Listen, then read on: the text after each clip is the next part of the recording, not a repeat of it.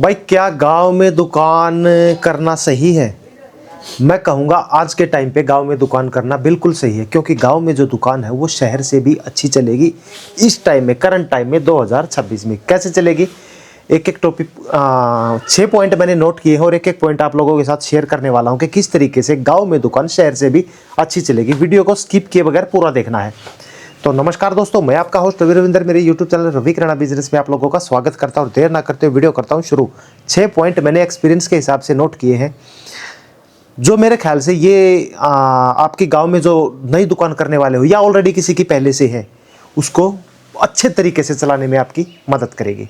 तो चलिए शुरू करते हैं। देखो, पहला पॉइंट मैं नोट किया है मैंने ऑनलाइन का। आजकल क्या है कि जो शहर में जो दुकानें हैं ना, उसको ऑनलाइन ने बड़ी जैसे कि इससे पहले वीडियो आप लोगों ने मेरी देखी होगी, ऑनलाइन के कारण उनकी दुकानों पे बहुत इफेक्ट पड़ा। लेकिन अभी तक 100% मैं कहूँगा जो ऑनलाइन है वो गांव में नहीं पहुंच चुका है। 50% भी नहीं पहुंचा है अभी गांव में। तो उसका बेनिफिट आप लोगों को मिलने वाला है, क्योंकि ऑनलाइन के कारण है ना दुकानों पे बहुत असर पड़ रहा है। अब वो चीज़ गांव में नहीं है अभी तक, जिस तरीके से शहर में है ना, उस तरीके से अभी गांव में नहीं है। तो इसका बेनिफिट आप लोगों को मिलने वाला है। तो अगर ऑनलाइन नहीं है तो सीधी सी बात है, कस्टमर आपकी दुकान से सामान लेंगे, तो आप लोगों को दुकान करनी चाहिए। और अगर किसी की पहले से भी दुकान है तो गांव में करनी चाहिए। गांव वाले अगर जो बाहर जाके शहर में दुकान करेंगे ना, तो वो रिस्क में है, क्योंकि बहुत आदमी मैंने देखे हैं जो गांव से शहर में जाके दुकान करते हैं, उनका काम अब ऑनलाइन के कारण ठप हो चुका है या होने वाला है, या सेल कम हो चुकी है। लेकिन गांव में अभी भी आपके पास स्कोप है, अभी भी गांव में अच्छी खासी दुकान चल सकती है, क्योंकि ऑनलाइन जैसा कि मैंने बताया नहीं है अभी। तो गांव में दुकान करो, बेशक करो, अच्छी खासी चलेगी। पहला पॉइंट है। दूसरा है, गांव में ना दुकानें अभी तक छोटी होती हैं। जिस तरीके से बड़ी बड़ी बहुत कम होंगी, अगर बड़ी दुकानें होंगी तो आप लोगों को प्लस बेनिफिट क्या मिलेगा कि अगर आप लोग नई दुकान कर रहे हो तो सभी दुकानों से बड़ी दुकान करो, पूरा स्पेस लेके करो।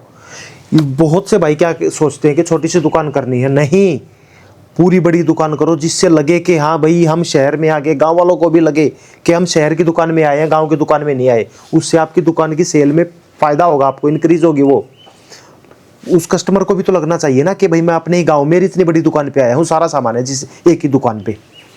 तो बड़ी दुकान करनी है, उसका बेनिफिट आपको दुकान करने के बाद पता चलेगा। दुकान के जब अंदर कस्टमर आएगा ना, इस तरीके से अंदर घुसेगा। एक पहले जो होती थे वो दुकान के बाहर ही से ही सामान लेते थे कि भाई चीनी दे दे, चावल दे दे, आटा दे दे। लेकिन अब कस्टमर दुकान के अंदर घुसेगा, इस तरीके के रैक लगे मिलेंगे, कस्टमर को फुल मॉडिफाइड दुकान मिलेगी, तो आपकी दुकान सीधी सी बात है चलेगी। तो इसी तरीके से दुकान करनी है, बड़े लेवल पे थोड़ी सी बड़ी दुकान करनी, स्पेस अच्छा खासा रख के करनी है, दुकान बहुत बहुत बढ़िया चलेगी। दूसरा पॉइंट है। तीसरे पॉइंट की बात कर लो, मैं दुकान करने से पहले बताना चाहिए था लेकिन अभी बता देता हूँ। लोकेशन बहुत डिपेंड करती है। गांव में ना लोकेशन आप लोगों को ऐसी देखनी है जो मेन चौक, मेन चौराहा हो। किसी तंग सी, भीड़ी सी, अंदर सी किसी ऐसी गली में मत कर लेना जहाँ पे लोगों का आना जाना ही नहीं हो, सिर्फ उसी गली के लोगों का आना जाना हो। दुकान कम से कम ऐसी जगह पे हो कि गांव के कम से कम 50% लोग वहाँ से आते जाते हों। ऐसी लोकेशन आपको ढूंढ के गांव में दुकान करनी है। अगर आपके पास ऐसी दुकान लोकेशन नहीं है, बेशक मत करना दुकान। सामान लाने का कोई फ़ायदा नहीं है। जहाँ से लोग आते हैं ना, हमें कौन सा कस्टमर चाहिए? हमें चाहिए चलता कस्टमर भी, जो हमारे नोन के कस्टमर है, जो हमें जानते हैं, वो तो हमारे पास आएंगे। लेकिन हमें जो नहीं जानता, जो चलता फिरता कस्टमर है, वो भी चाहिए मुझे, तब मेरी दुकान चलेगी, ऐसे नहीं चलेगी। तो उसके लिए हमें अपनी लोकेशन ऐसी देखनी पड़ेगी जहाँ पे चलता फिरता कस्टमर भी आता है। दूसरे गाँव के भी कस्टमर क्या पता वहाँ से आते हो, तब अच्छी खासी दुकान चलेगी। तो लोकेशन बहुत डिपेंड करती है आप लोगों की दुकान चलने में। तीसरा पॉइंट है, नोट कर लीजिएगा। चौथे पॉइंट की बात कर लो तो आप लोगों को दुकान पे है ना टोटली सारा सामान रखना पड़ेगा। अब सारा सामान क्यों रखना पड़ेगा? अब देखो, कस्टमर को शहर से अब आपकी दुकान पे चलो, मान के चलो कि भाई सारा ग्रोसरी का आइटम है, परचून की दुकान होती है जो, वही आइटम आप ये भी रखो, बुक्स रखो, कॉस्मेटिक का आइटम भी रखो, क्रोकरी का आइटम भी रखो, सब्जी भी रखो, प्रिंटर भी रखो, आइसक्रीम भी रखो। टोटल आइटम आपकी दुकान पे होना चाहिए। गांव वालों को ये लगना चाहिए कि अब हमें शहर में नहीं जाना, हमारी गांव में एक ऐसी दुकान है भाई, उसी पे हमें सारा सामान मिल जाता है। जो पशु होते हैं उनका चारा भी रखो, जो खल बिनोले होते हैं ना, जिसको नहीं पता होगा, तो उनकी बोरियां भी रखो, वो भी आप बैठना तो आपको वैसे भी है, अगर ये आइटम भी इंक्लूड कर दोगे तो भी आपको बैठना है। ये तो है नहीं कि ये आइटम आपने इंक्लूड कर दिया अब मेरे को 5 घंटे एक्स्ट्रा बैठना है, उतने ही टाइम में ये भी बिकेंगे वो भी बिकेंगे।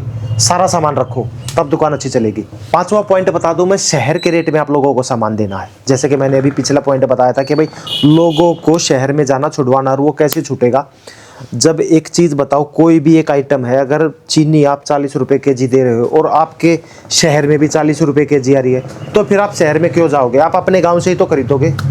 तो इस चीज़ में आप लोगों को रेट शहर के रेट से कंपेयर करके फिर सामान देना है। शहर के रेट से ज़्यादा सामान दोगे तो फिर काम नहीं चलेगा। तो कुछ चीज़ें हैं जो आप लोगों को देखनी पड़ेंगी कि भाई अगर मैं सामान, कुछ भी सामान XYZ, ये कोलगेट अगर मैं शहर से 100 रुपये की लेके आता हूँ और तो मुझे गांव में भी इसको 100 की ही बेचनी है, मतलब लेके आता हूँ, कस्टमर 100 की लेके आता है, वो कह रहा हूँ आप नहीं कुछ तो कमाओगे। तो शहर के रेट में सामान बेचो, अच्छी दुकान चलेगी। लोग सोचेंगे यार क्यों जाए शहर में, जब शहर का रेट हमें गांव में, हमारे गांव में मिल रहा है।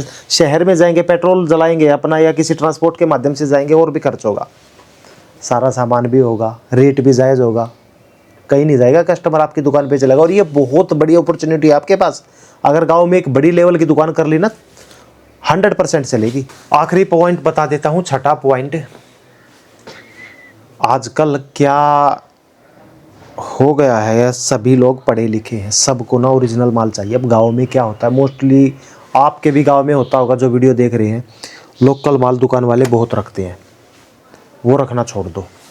रखो 10% रखो, 15% रखो, क्योंकि कुछ कस्टमर आपकी दुकान पे ऐसे भी आएंगे कि भाई ये चीज़ महंगी है मुझे तो सस्ती चाहिए, तो उसके लिए लोकल रखो। अगर कोई कस्टमर आ गया भाई ये साबुन है 10 रुपये का, नहीं यार मुझे तो 8 रुपये वाला चाहिए, लोकल भी रखो, वो उसके लिए रखो, लेकिन उसके साथ आपके पास ब्रांडेड माल भी होना चाहिए। सारा लोकल नहीं भरना है।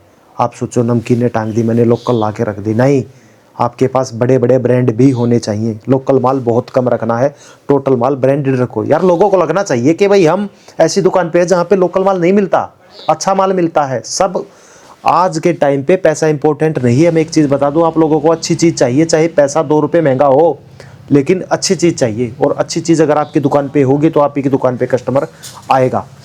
तो आपको लोकल माल बहुत कम रखना है, ब्रांडेड माल रखो, ओरिजिनल माल रखो, उसमें फ़ायदा आप ही का है। लोकल माल की कोई वापसी नहीं होती, ब्रांडेड माल कुछ भी हो गया आपके पास उसकी एक्सपायरी की वापसी होती है, लोकल माल की एक्सपायरी की वापसी नहीं होगी। इस चीज़ का ध्यान रखना। दूसरा कस्टमर ख़राब होगा, यार लोकल माल है कौन लेने जाएगा, इसके पास लोकल रखता है सारा, हम तो शहर से लाएंगे। क्यों लाओ आप लोकल, ओरिजिनल रखो, सारा ब्रांडेड माल रखो, आपकी दुकान बहुत सुपर चलेगी।